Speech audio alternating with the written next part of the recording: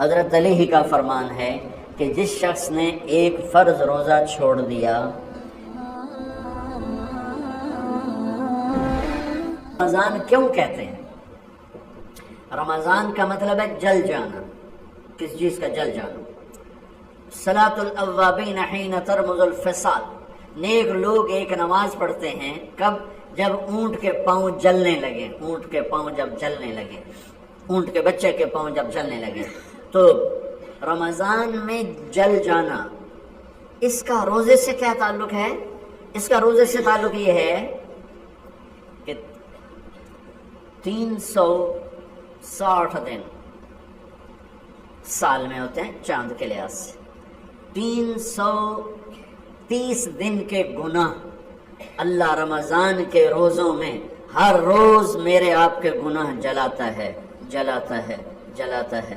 بھوک لگتی ہے ایک آگ بنتی ہے، پیاس لگتی ہے ایک آگ بنتی ہے، تو ہمارے لکڑی کی آگ میں چیزیں جلتی ہیں اور ہمارے بھوک، روزے کی بھوک کی آگ میں گناہ جلتے ہیں، اور 29ویں روزے اللہ سارے سال کے گناہوں کو جلا کے روزہ والا یا روزے والی کو ایسے پاک کر دیتا ہے جیسے آج ماں کے پیٹ سے نکلا ہو، ایسے ان کو خوبصورت کر دیتا ہے۔ حج کا مہینہ آیا، اعمال اسی طرح ہیں جیسے ہوتے ہیں۔ رمضان کا مہینہ آیا تو میرے نبی کا اعلان ہو گیا، ایک فرض 70 فرض کے برابر ہو جاتا ہے تمہارا، نفل فرض کے برابر۔ فرض اور نفل میں فرق کیا ہے؟ حضرت علی ہی کا فرمان ہے کہ جس شخص نے ایک فرض روزہ چھوڑ دیا، پھر قیامت تک اس کی قضا میں نفل روزے رکھتا رہا، تو ایک روزے کا یہ سارے روزے بدلہ نہیں ہو سکتے۔ ایک نماز چھوڑ دی اور پھر اس کی قضا میں قیامت تک نفل پڑھتا رہا، تو فرض نماز کی ایک رکعت کے ایک سجدے کے برابر بھی نہیں ہے۔ فرض میں اتنی طاقت ہے۔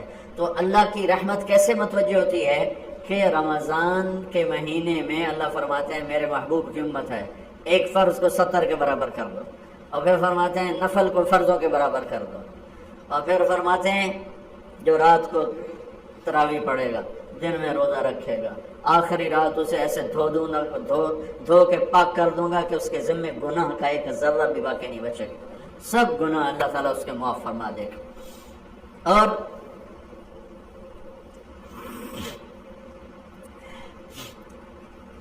میرے نبی نے فرمایا من صام رمضان ایمانا و احتسابا، دوسری بھی من قام رمضان ایمانا و احتسابا، جس نے روزہ رکھا اللہ کی رضا کے لیے، جس نے تراویح پڑھی اللہ کی رضا کے لیے، اس کے پچھلی زندگی کے سارے گناہ اللہ معاف فرما دیتا ہے۔ رات کا قیام کسی امت کو نہیں ملا۔ دیکھو روزہ سخت تھا تو ان کا قیام اللیل نہیں تھا، چونکہ وہ اپنی کتاب پڑھ سکتے ہی نہیں تھے۔ رمضان میں اللہ نے آسمانی کتابیں اتاری، یکم رمضان کو ابراہیم علیہ السلام پر، 2 رمضان کو تورات موسیٰ علیہ السلام پر، 8 یا 6 رمضان کو عیسیٰ علیہ السلام پر، موسیٰ علیہ السلام پر، ان پر داؤد علیہ السلام پر زبور کو اتارا، اور 12 یا 18 رمضان کو عیسیٰ علیہ السلام پر انجیل کو اتارا، اور 21 رمضان کو اللہ تعالیٰ نے پیر کی رات لیلۃ القدر میں غار حرا کے اندر اللہ تعالیٰ نے اپنے محبوب پر کتاب کو اتارا۔ وہ کتابیں فل آ گئیں، لکھی لکھائیں۔ قرآن فل نہیں آیا، قرآن صرف ایک سورت کے 19 الفاظ آئے بس، اور پھر 23 برس میں قرآن اترا۔ کتنے انبیاء ایسے گزرے ہیں جن کے پاس جبریل زندگی میں ایک دفعہ آیا، زندگی میں جبریل ایک دفعہ، اور ایک سے لے کر آگے کوئی تعداد مقرر نہیں ہے، 100 دفعہ 200 دفعہ، لیکن آپ حیران ہوں گے ہمارے نبی پر جبریل 23 برس میں 24,000 دفعہ آئے، 24,000 دفعہ، جو ایک عجب العجائب ہے، عجب العجائب ہے۔ تو میرے بھائیوں، رات کی تراویح، دن کا روزہ، تراویح میں کیا ملنے والا ہے؟ میرے نبی کا فرمان ہے ہر سجدے پہ 1,500 نیکی، ہر سجدے پہ 1,500 نیکی۔ تھوڑی اپنی کاروباری مصروفیت گھٹاؤ، اپنی کاروباری مشقت گھٹاؤ، اپنے ملازموں کی بھی مشقت گھٹاؤ تاکہ وہ تراویح پڑھ سکیں، روزہ رکھ سکیں، بشاشت سے پڑھ سکیں، اور اللہ کا فضل ہے دھیرے سے ڈھیلا حافظ بھی ہو تو 1.5 گھنٹے میں سارا کچھ نمٹ جاتا ہے۔ اتنی سی ہمت کرو میرے بھائیوں کہ افطاری میں تھوڑا کھاؤ۔ اگر تم پہلوانوں کی طرح شروع ہو گئے نا، پھر تو تم سے عشاء بھی نہیں پڑھی جائے گی، تراویح تم نے کیا پڑھنی۔ روزہ جسم کی فالتو چیزوں کو جلاتا ہے، روزہ ایک قوت پیدا کرتا ہے ایمانی شیطان کے خلاف۔ وہ کیسے پیدا کرتا ہے شیطان کے خلاف؟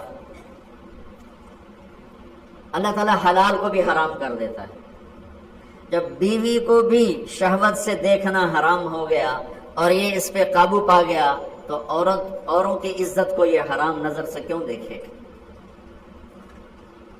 جب یہ حلال کھانا چھوڑ گیا تو یہ جھوٹ کیوں بولے گا، یہ گالی کیوں دے گا، یہ غیبت کیوں کرے گا؟ جب یہ کان میں دوائی ڈالنا چھوڑ گیا کہ روزہ ٹوٹ جاتا ہے تو یہ اوروں کی غیبت کیوں سنے گا، اوروں کی برائی کیوں سنے گا؟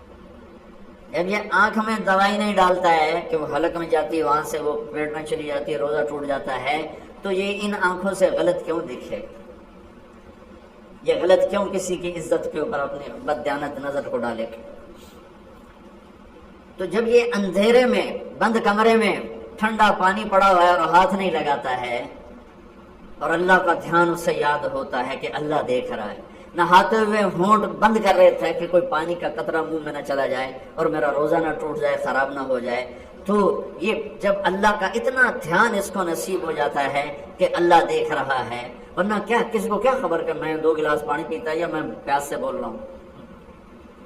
تو جب وہ اللہ کو اتنا اپنے دھیان میں لے آتا ہے کہ اللہ دیکھ رہا ہے، میں پانی نہیں پیوں گا، اللہ دیکھ رہا ہے، میں بیوی کو ہاتھ نہیں لگاؤں گا، اللہ دیکھ رہا ہے، میں کسی کی عزت پر بری نظر نہیں ڈالوں گا، اللہ دیکھ رہا ہے، میں کسی کی برائی نہیں سنوں گا، اللہ دیکھ رہا ہے، میں کسی کی برائی نہیں کروں گا، تو پھر جب یہ بازار میں جائے گا تو جھوٹ تو نہیں بولے گا، جب یہ تولے گا تو غلط تو نہیں تولے گا۔ ہاں یہ الگ بات ہے، بہت سے مجھے ملے کہ بس رمضان میں جھوٹ چھوڑ دیتے ہیں، اس کے بعد پھر شروع ہو جائے گا۔ رمضان میں رشوت نہیں لیتا ہوں، اس کے بعد پھر شروع ہو جاتا ہے۔ تو چلو شکر ہے 1 مہینہ تو مسلمان رہتے ہیں۔ اچھا اس کی وجہ کیا ہے کہ رشوت خور کہتا ہے جی رمضان میں نہیں، جی نہیں، رمضان میں جھوٹ نہیں بولنا، رمضان میں صحیح تولنا ہے، رمضان میں غلط نہیں تولنا۔ کیوں؟ شیطان قید ہو جاتا ہے۔ رمضان میں نمازی کیوں پڑھ جاتے ہیں؟ شیطان قید ہو جاتا ہے۔ کسی امت کو یہ نہیں ملا کہ رمضان میں شیطان قید کیے جائیں، اس امت کو ملا رمضان میں شیطان قید ہو جاتے ہیں۔ کسی امت کو یہ نہیں ملا کہ رمضان میں جہنم کے دروازے بند ہو جائیں، اس امت کو ملا ہے رمضان میں جہنم کے دروازے بند ہو جاتے ہیں، جنت کے دروازے کھل جاتے ہیں۔ کسی امت کو یہ نہیں ملا کہ ان کے لیے ہر مخلوق دعا کرے، رمضان کے مہینے میں اس امت کو یہ ملا ہے کہ ان کے روزہ رکھنے والوں کے لیے چونٹیاں بھی دعا کرتی، پرندے بھی دعا کرتے ہیں، مچھلیاں بھی دعا کرتی ہیں، ہوائیں دعا کرتی ہیں، ہر شے دعا کرتی ہے روزہ رکھنے والے کے۔ اس امت کو ملا۔ کسی امت کو یہ نہیں ملا کہ آخری رات ان کی سب کی بخشش ہو جائے، اس امت کو ملا ہے کہ رمضان کی آخری رات سب کی بخشش ہو جاتی۔ کسی امت کو یہ نہیں ملا کہ جنت کی حوریں انہیں روزوں میں یاد کریں، اس امت کو ملا ہے کہ اللہ تعالیٰ جنت کو کہتا ہے کہ تو تیار ہو جا، میک اپ کر لے، میرے بندے آ رہے ہیں، دلہن بن جا، سج دھج کے مجھے دکھا دے تاکہ میں اپنے بندوں کو پیش کروں تحفے کے طور پر۔ یہ ہے تمہاری بھوک کا بدلہ، یہ ہے تمہاری پیاس کا بدلہ۔ اللہ کو راضی کر کے دنیا بناؤ تو تمہاری جنت کا ذریعہ ہے۔ سعد بن عبادہ فرمایا کرتے تھے یا اللہ بڑے بڑے کام تو، بڑی بڑی نیکیاں تو پیسے سے ہوتی ہیں، کسی کو آزاد کرنا، کسی کا علاج کرانا، کسی کی شادی کرانا، کسی کو گھر بنا کے دینا، تو اللہ مجھے رزق دے تاکہ میں تجھے راضی کرنے میں خرچ کروں، مجھے رزق دے میں تجھے راضی کرنے میں خرچ کروں۔ لیکن یہ پیچھے 2 غلط ذہن بنے کہ پیسہ ہی سب کچھ ہے، اس نے دنیا کو آگ لگا دی ہے، آگ لگا دی ہے۔ ایک آدمی اپنی اچھی گاڑی بنانے کے لیے اور اپنا اچھا گھر بنانے کے لیے ہزاروں بچوں کو نشے پہ لگا دیتا ہے، ان کی زندگیاں تباہ کر دیتا ہے۔ یہ کبھی سکھی رہ سکتا ہے؟ اور اگر یہ 4 دن موج میلہ کر بھی لے گا تو کیا پیچھے موت نہیں؟ کیا آگے قبر نہیں؟ کیا آگے حشر نہیں؟ کیا آگے اللہ کے سامنے کھڑا ہونا نہیں ہے؟ کیا یہ دنیا ایسے ہی چلے گی؟ نہیں نہیں نہیں، اس کائنات کا ایک خالق ہے جس کا نام اللہ ہے، مالک ہے جس کا نام اللہ ہے، اس کا ایک حکمران ہے جس کا نام اللہ ہے، ایک حاکم ہے جس کا نام اللہ ہے، ایک شہنشاہ ہے جس کا نام اللہ ہے، ایک زبردست طاقت ہے جس کا نام اللہ ہے، مشرق پر بھی اللہ ہے اور مغرب پر بھی اللہ ہے اور شمال جنوب پر بھی اللہ ہے اور آسمانوں پر بھی اللہ ہے اور دھرتی پر بھی اللہ ہے۔ اللہ کی قسم، میرا ہاتھ کا یوں حرکت کرنے پر بھی میرے اللہ کا قبضہ ہے، میری زبان کے بول پر میرے اللہ کا قبضہ ہے، میرے یہاں بیٹھنے پر میرے اللہ کا قبضہ ہے، تمہارے کھچ کے آنے پر اللہ کا قبضہ ہے، آسمان کی چھت میرے اللہ کے قبضے میں ہے، زمین کا فرش میرے اللہ کے قبضے میں ہے، ہواؤں کے جھونکے میرے اللہ کے قبضے میں ہے، سردی کا موسم میرے اللہ کا ارادہ ہے، گرمی کی تپش میرے اللہ کا ارادہ ہے، بادلوں سے پانی کا گرنا میرے اللہ کا ارادہ ہے، برف کا گرنا میرے اللہ کی بادشاہی ہے، اور طوفانوں کا آنا، بجلیوں کا چمکنا، بادلوں کی گرج، موسموں کا تبدیل ہونا، درختوں کے پھلوں کے ذائقوں میں خوشبو، پھلوں میں مٹھاس، پھلوں کے اوپر کور، چھلکے، ان کے رنگ، ان کے ذائقے، اور تھنوں کے اندر دودھ، اور ہرن کے نافے میں مشک، اور سانپ کے منہ میں زہر، اور مکھی کے منہ میں شہد، یہ سب میرے اللہ کا ارادہ ہے۔ آزاد ہیں؟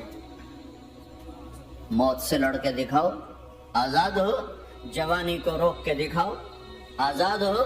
بیماری کو روک کے دکھاؤ، آزاد ہو؟ غم کو روک کے دکھاؤ۔ کیوں لوگ شراب میں ڈوبتے ہیں؟ کہ اندر کی ویرانیاں ان کو نشوں میں لے جاتی ہیں، ان ویرانیوں کو شراب سے دور کرتے ہیں۔ ارے اللہ کو ڈھونڈو، اللہ کو ڈھونڈو، اللہ کو ڈھونڈو۔ میرے اللہ کا اعلان ہے، نہیں پیسے سے اطمینان نہیں ملتا۔ ایک ذہن یہ کہ ہم اپنی مرضی پر چلیں گے تو ہمیں سکون ملے گا۔ اللہ کی قسم، جتنا اپنی مرضی پہ چلو گے اتنا تباہ ہوتے جاؤ گے۔ میرے اللہ کا اعلان، الا الا الا الا، سائرن بجتا ہے تو ہر آدمی کے کان کھڑے ہوتے ہیں کہ کیا مسئلہ ہوا؟ سائرن ہے۔ تو یہ عربی میں الا ایک سائرن ہے، جیسے سائرن کی آواز آتی ہے تو ایک دم کیا ہوا؟ الا الا الا الا الا، سائرن بج رہا ہے، سنو سنو سنو سنو۔ کیا عجب بات ہے! الا برمنگھم والو سنو، الا نوجوانوں سنو، الا ساری دنیا میں بسنے والوں، چاہے اللہ کو مانتے ہو چاہے نہیں مانتے ہو، سنو۔ کیا؟ بذکر اللہ تطمئن القلوب، اللہ کو یاد کرو گے تو دلوں میں ٹھنڈک آئے گی، ورنہ ایسے سلگتے رہو گے، سسکتے رہو گے، تڑپتے رہو گے۔ اللہ کو پاؤ گے تو سب کچھ پاؤ گے، اللہ کو کھو دیا تو سب کچھ کھو دیا، اللہ ملا تو سب کچھ ملا، اللہ نہ ملا تو کچھ نہ ملا۔ زندگی کے بننے اور بگڑنے کا تعلق باہر سے نہیں اندر سے ہے۔ اندر دل دریا سمندروں ڈوگے، کون دلاں دیاں جانے ہو، وچے بیڑے وچے جھیڑے وچے ونج مہانے ہو۔ اور ہمارا رب کہتا ہے وفی انفسکم افلا تبصرون، ارے اندر دیکھ، باہر نہ دیکھ، اندر دیکھ، اندر جھانک، تو سب کچھ تیرے اندر پڑا ہے، باہر نہیں ہے، اندر ہے۔ ادھر اللہ کو بسا، پھر سولیوں پہ چڑھ کے مسکرائے گا، پیٹ پہ پتھر باندھ کے تم ہنسو گے، کانٹوں کی سیج پر تمہیں نیند آئے گی، آگ کے انگاروں پر تم پھولوں کے مزے محسوس کرو گے، سوکھی روٹی میں تمہیں اللہ تعالیٰ پراٹھے کے مزے نصیب فرمائے گا۔ اللہ کو تو پاؤ، اللہ کو تو پاؤ۔